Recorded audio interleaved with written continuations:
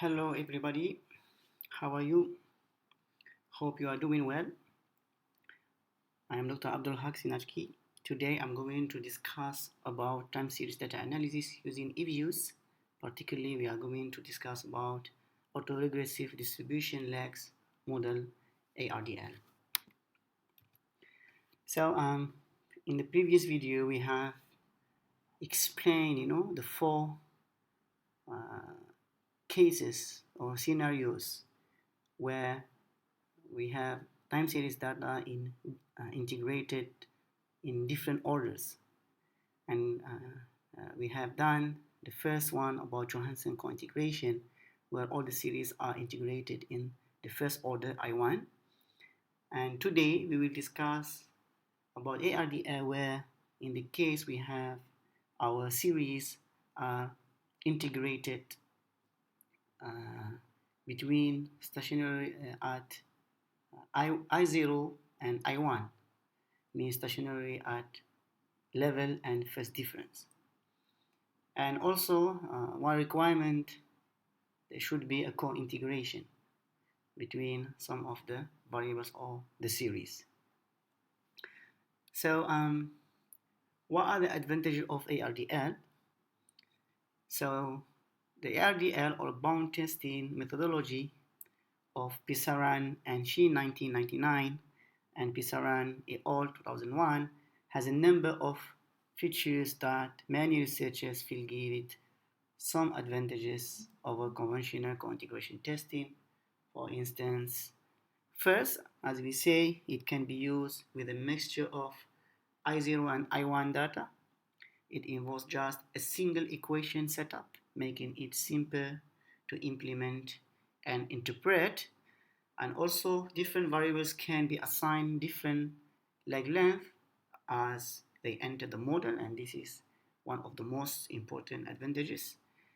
Please note that this information has been taken exactly from econometric bid for Dave Gill's blog. So you may go to this blog, you will find a lot of information about time series, panel data, cross-sectional data, all type of econometrics problems and solutions. He is professor from Canada, and he has done a very good job sharing his knowledge. So I took this part, from him, and I had to acknowledge that. Also, this is the step to conduct ARDL, also taken from the same website or the blogs as it is, econometric bid for Dave Gill's blog. So steps that we need to follow in order to conduct ARDL is, first, we make sure that none of the variables are I2, as such data will invalidate the methodology. If we have one variable is I2, we cannot use that method, so we have to omit that variable. And if it is very important variable, then in that case we cannot use ARDL, but we can use TYDL, and we are going to explain that on the next video. Second, formulate an unrestricted error correction term ECM. This will be a particular type of a ARDL model. Third, determine the appropriate lag structure for the model in step 2. Then third or fourth, we make sure that the errors of this model are easily independent, serially independent. There is no serial correlation. We make sure that the model is dynamically stable, and perform a bound test to see if there is evidence of the long-run relationship between the variable. And also, if the outcome of the previous step, number 6, is positive, that means there is evidence of long-run relationship between the variables, we have to estimate a long-run level model as well as separate restricted ECM. Then we use the result of the model estimated in step 7 to measure the short-run dynamic effect and the long-run equilibrating relationship between the variables. So those are the steps. So now we go to the EViews and we do this one by one. So I go to EViews Remember the last version. This is student live version, but it is a powerful tool also. So I'm going to use data from 1971. So it is regular frequency annual from 1971 to 2014. This data to Malaysia. So I come here, file, import work file, and my work file here in desktop, Malaysia data. So I have EC, that's mean electricity consumption, FDI, that's mean foreign direct investment, GDP, TRD, that's mean trade, and urban. So EC measured as kilowatt per hour per capita, kilowatt hour per capita. FDR measured as current local currency. GDP measured per capita, and trade measured as a net, as a percentage of GDP. So this already as a percentage, and urban population measured as a total population that they live in urban areas. So what I do first, I'm going to log all the variables except trade, because trade is already in a percentage. So I come here, generate ln ec equal log ec. Then ln again generate ln GDP equal log GDP. Then I have FDI, ln FDI equal log, generate ln FDI equal log FDI. So then trade no, urban, ln urban equal log urban. So before we do or we start performing ARDL tests, first of the thing we have to make sure that all our series are integrated either at I0 or I1. So if there is any series of variable which is integrated or stationary at I2, then we cannot use the model, or otherwise we have to drop that variable. So I go first LNEC, view, unit root test. I choose standard. Then I keep the automatic setting. First I go for level. Let me go for trend and intercept to see if the trend, there is a trend. I put OK. So at level is not significant. So the series is not stationary, and the trend here is significant. So let's go and check the first difference, and also I keep the trend. So not significant again at 5%, and the trend not significant. So let me remove the trend. I put it only intercept. So significant. Yeah, so I can now confirm that the first series is I1. Okay, all right. Now we go to the second FDI. Same view, unit root test, standard, and I choose level, trend, okay, FDI, I0, a trend, and also let me see if it's constant. Intercept only, yes, significant. Then we go GDP. So we have unit test, standard, level, intercept, not significant, and first level, significant. So I1, GDP. Now, the most things that you should notice that our dependent variable is GDP. Therefore, GDP, it must be I1. It cannot be I0. Otherwise, we cannot use the ARDL. So another one, urban population. So view, you test level, not significant.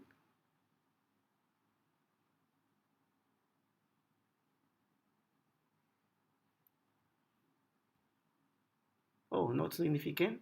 I1. And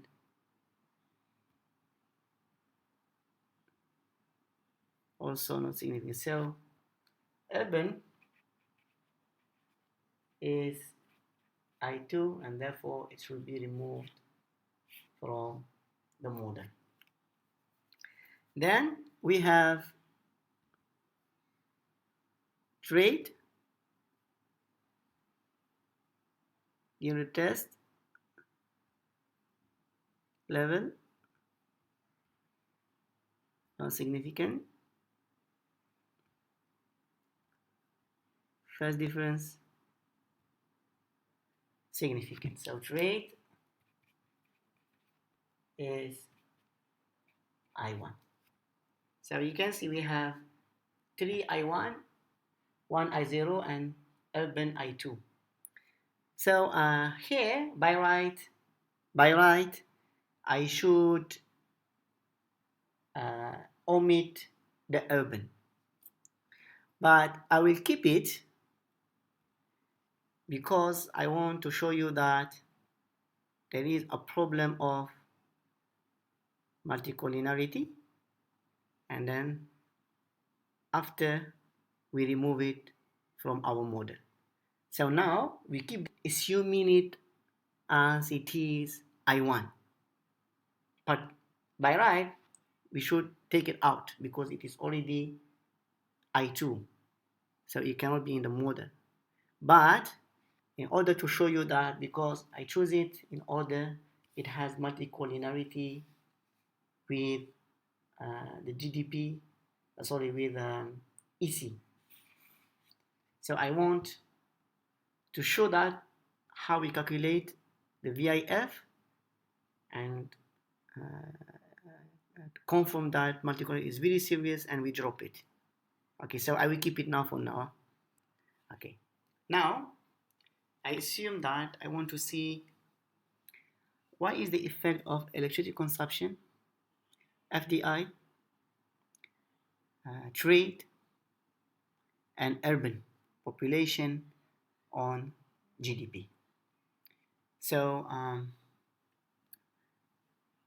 first of the thing that I need to see that or confirm that there is no multicollinearity between the variables or between the dependent variables. Of course, the dependent variable, it must somehow be correlated to the independent variable, but the independent variable, they should not be highly correlated. So I will click only on independent variables, LNEC, control, LNFDI, GDP is dependent variable, I will not take it, LN urban, and trade. So I will right click, open as group. So view, covariance analysis, I tick correlation and anti-covariance and put OK. So from this matrix, we can see that urban population is highly correlated with electricity consumption, and I think others okay. So most probably urban population is going to be omitted. But how are we going to know that if it is severe multicollinearity or no? So we calculate the VIF, or the vector inflation information. So what vector inflation information equal? VIF equal to 1 divided by 1 minus R square. So I will calculate for VIF for each variable. Means that I will assume that first EC as dependent variable and FDI, urban population and trend, independent. Then I assume FDI is dependent variable and others independent.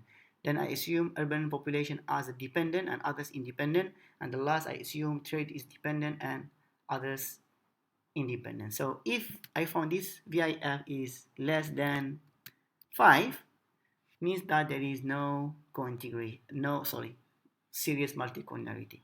If the VIF is greater than 5, that means multicollinearity is very serious and we have to deal with it.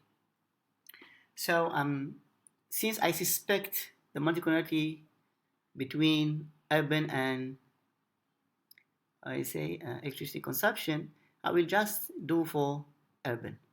So what I do now is I will go back to this series. I close this. Okay, so I put LN urban as dependent variable, control, FDI, EC, and trade. Right click, open as equation, put OK. How much the R square? 0.9936. So here, my VIF, so VIF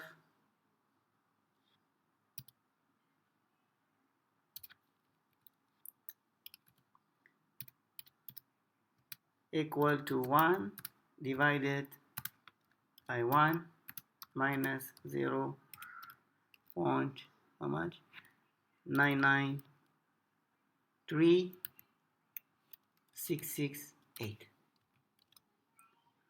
And this is equal to, let me see here, 1 divided by 0.006332 and equal to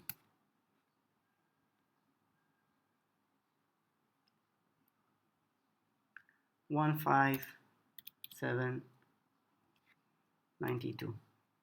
So you can see that the VIF is greater than 5, therefore we have serious multicollinearity in that case. So we continue for other variables one by one, but I'm not going to do that. So I decide now to omit urban population from the model. So I will close this.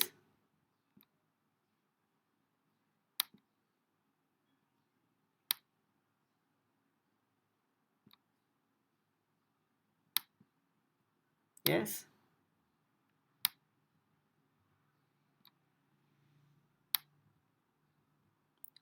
Okay.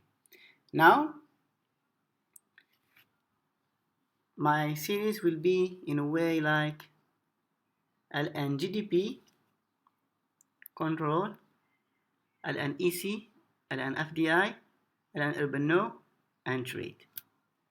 So this will be my model. I open as group or equation. Then I choose ARDL.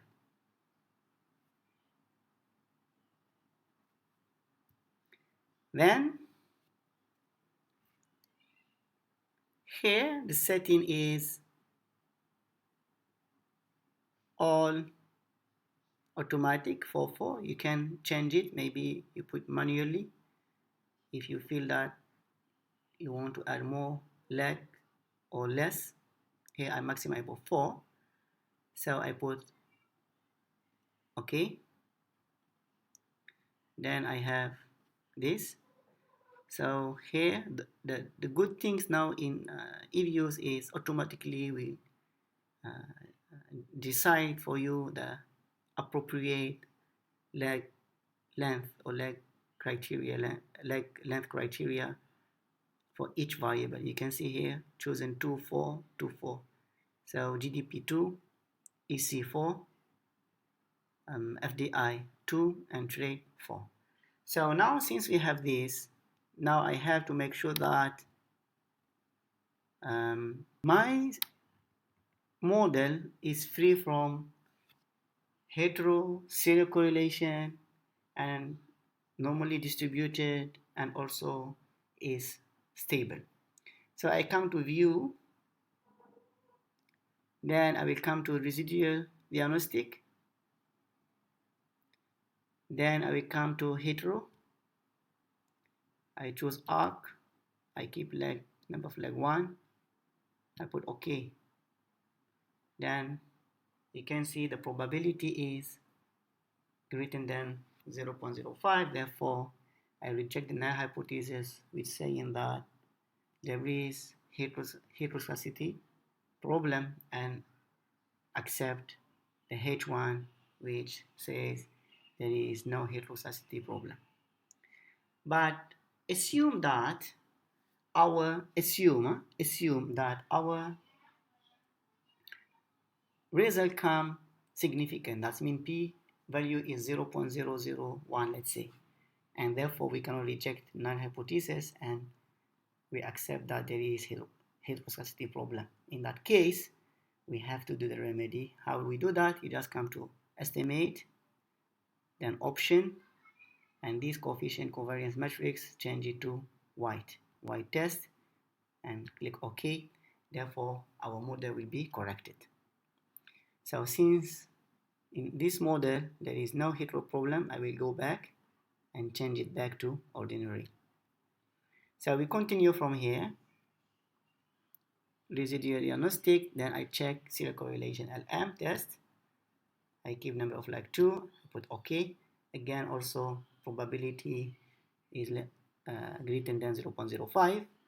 Therefore, I reject the null hypothesis saying that there is serial correlation problem and accept the H1 which says that there is no serial correlation problem.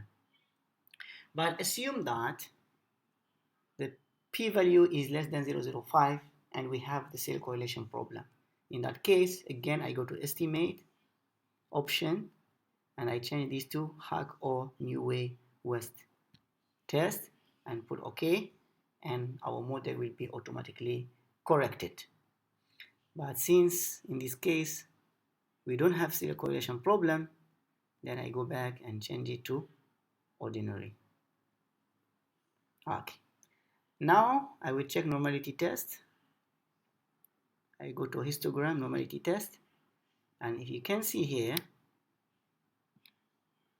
the p-value is 0.42, and therefore we reject the null hypothesis, or we cannot reject the null hypothesis which says that error term is normally distributed, and we have to accept that one means that our error term is normally distributed. Therefore, our data is normally distributed. That is good.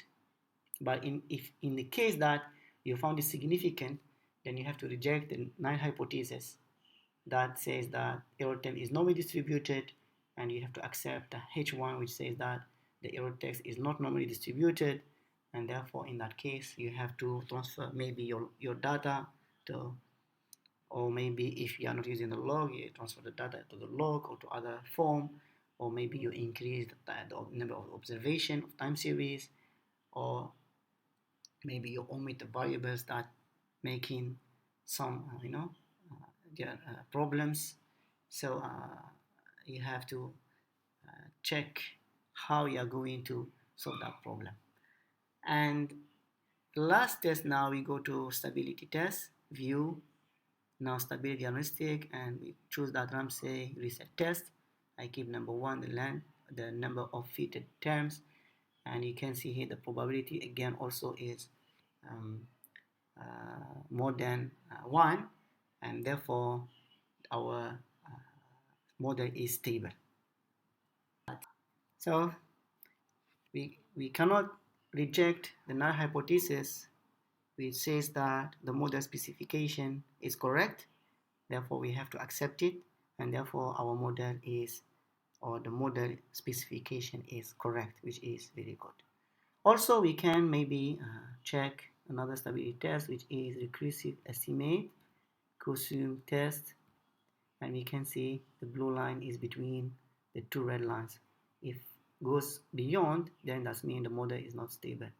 And also another one, which is COSUM square. Okay, you can see it is between the two bounds, the COSUM of square, and this is significance level. So which is the model is really stable. So therefore, now since all we check that the model is free from any these problems, then I go back to the model. Now I will check for the cointegration. So I can view, then I will come coefficient diagnostic and long run and bound test. So here I will come down and check the p-value of f statistic. So f statistic, how much here? 5.55, which is greater than even 1% upper bound, which is 4.66. So therefore, we can confirm that there is cointegration. Therefore, the variables, they may have a long-run relationship. So now if you put them together, so this will be the long-run relationship. You can see electricity consumption positively affect GDP and significant. FDI also positively affecting GDP and significant. Trade, surprisingly, is negatively affecting GDP, but it is not significant. So this in the long run. So once now we has done the long run, we go and see the short run or the ECM. We come to view, so you can copy this for the long run. This is for the bound testing. Okay, down here for the bound testing. Then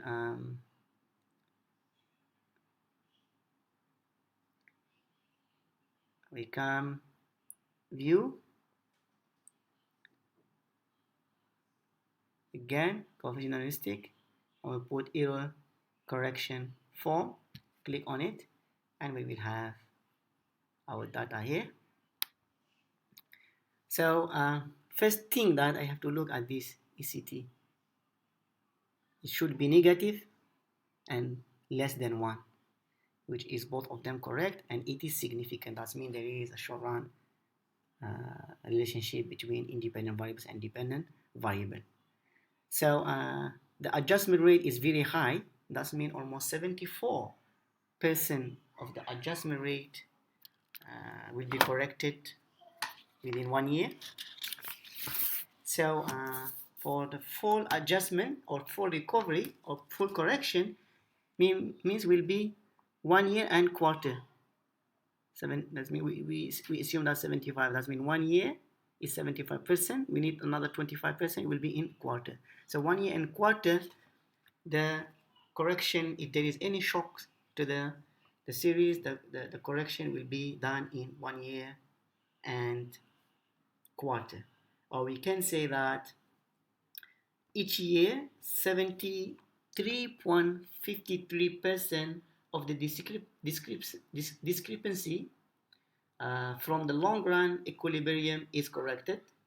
So this adjustment is very high and really rapid, and also it is significant, which is very good. Now you can see here in the short run, electricity consumption significant but negative. In the short run, it has a negative impact. Consumption on GDP. FDI,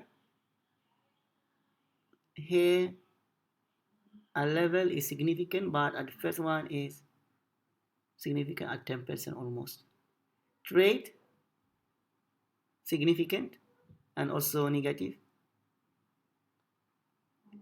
Yeah, so now you can report your result and discuss all your result.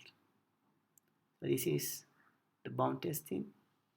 You can see it's greater than even 1%. Okay, so to that I came to the end of this video. I hope that you have understood now how to do ARDL analysis using EViews. And the next video we try to do TYDL, which is more complicated than the ARDL, but it's allow us, to do the analysis even if we have some of our series are integrated or stationary at second order or I2. So thank you very much. I would like to see you for in the next video. And if you have any question, you can have or you can write your comments in the below in the YouTube. Thank you very much.